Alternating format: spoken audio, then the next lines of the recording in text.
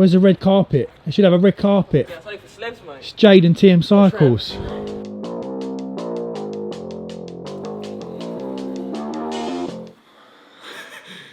Don't know what that's doing there. Random Domino's boxes on my table. What are you doing? Oh, bloody hell. Hello. Today me and Jade are off the Gymshark Lift Club to get a session in. Get like a leg session and Metcon in, and also discuss about how we found our transition from bodybuilding to like this new functional fitness hybrid style of training. That's all for the intro. I'll see you up in Brum. Brum brum. Brum brum brum. Hello. And some more legends. Yes, Johnny! Look at the C-bum trackie.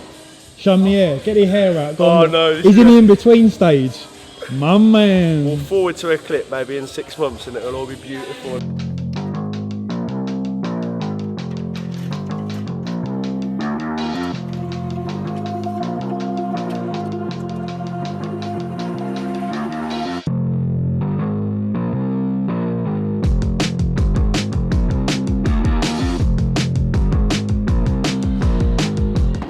This is very formal, Jade.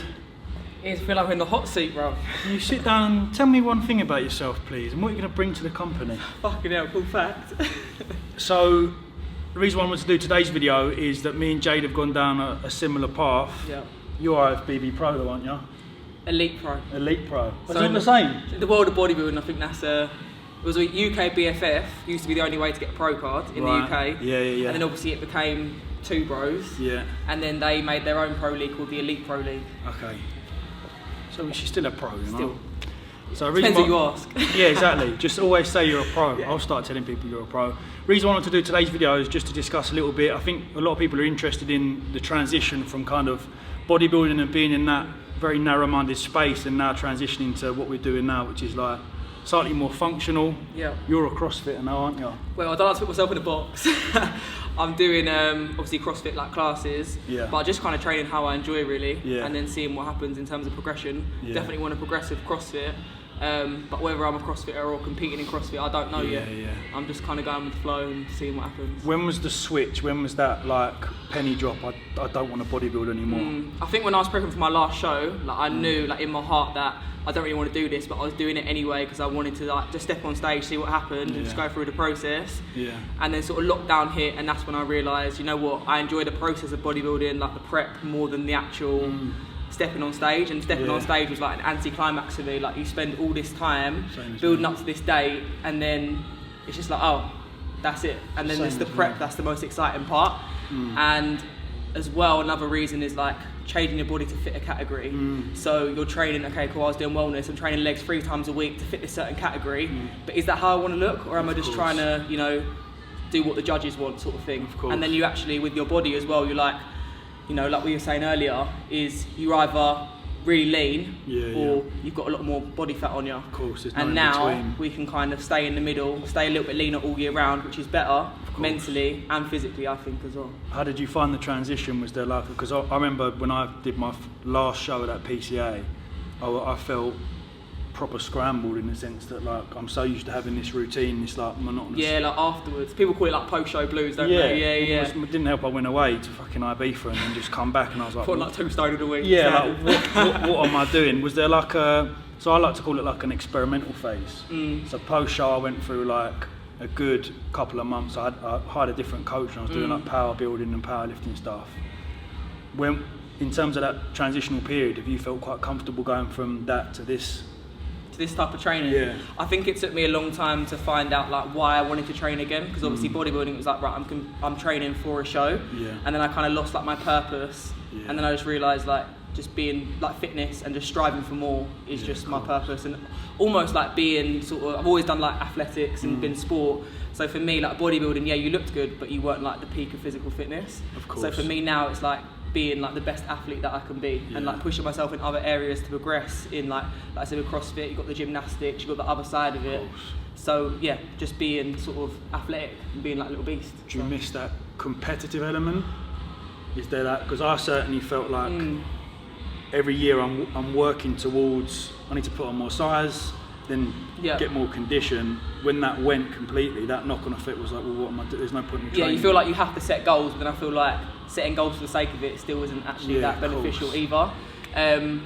But I think just actually coming to terms with, I don't always have to have something to strive for, because as soon as you take those things away, that's when you feel like you haven't got a purpose. Whereas now, just kind of doing it for the love of it and for the lifestyle, I feel better and more like confident in myself to actually be like, no, I don't need something to actually strive for all the time, and that keeps me going consistently now. Did you struggle? Did you have like a hardcore bodybuilding fan base? Because one thing I noticed was there was a bit of a drop. The transition from kind of content that was like religiously around bodybuilding, and then when I started to do lifestyle stuff and more clothing stuff, and there was a few kind of diehards that were a bit like, oh, fuck this, I'm going. But then I suppose it's like a kind of little bit in between, whereby you're switching content and you're waiting for the new content to kick in. Like my content now has certainly taken a leap up. Absolutely, and like we said, it's more relatable as well. Much more relatable. So I feel like over time you have more of you'd have a bigger following from people. I feel like everyone in bodybuilding is more like a niche. Yeah, much You think more. of even some of the big guys in bodybuilding, like their physiques are sick and they're putting out sick content, but they may not have as many followers as some of the other people who are doing lifestyle or things like that. Of course. But then we were discussing on the way up here that the bodybuilding element to our kind of training has given us that ability in terms of physique wise now.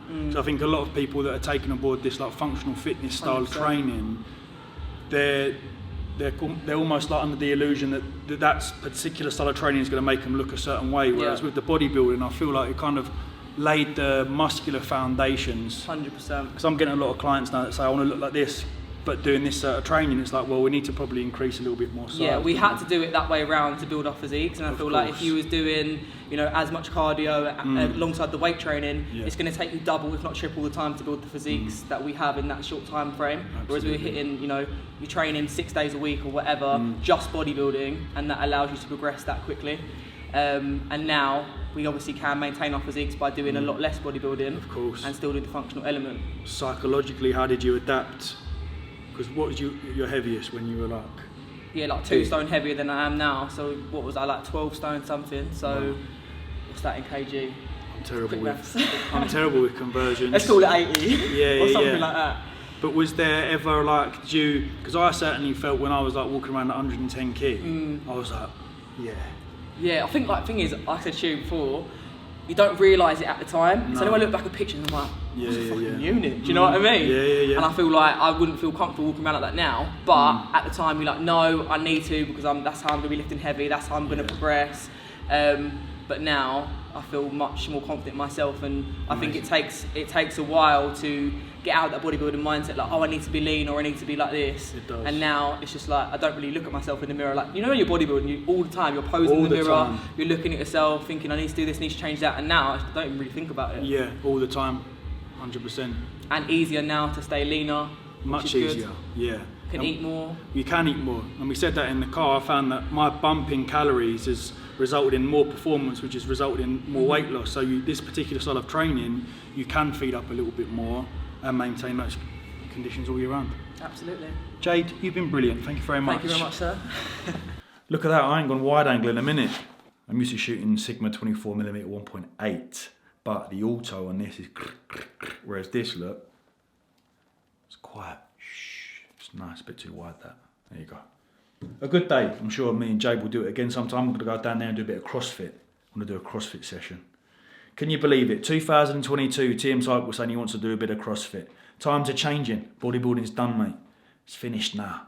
It's time to become an athlete. It's time to become more in tune with our body, our mind, become fitter, stronger, more powerful, more athletic, more agile. Yeah? Join me. Metflow, January 1st, coming soon.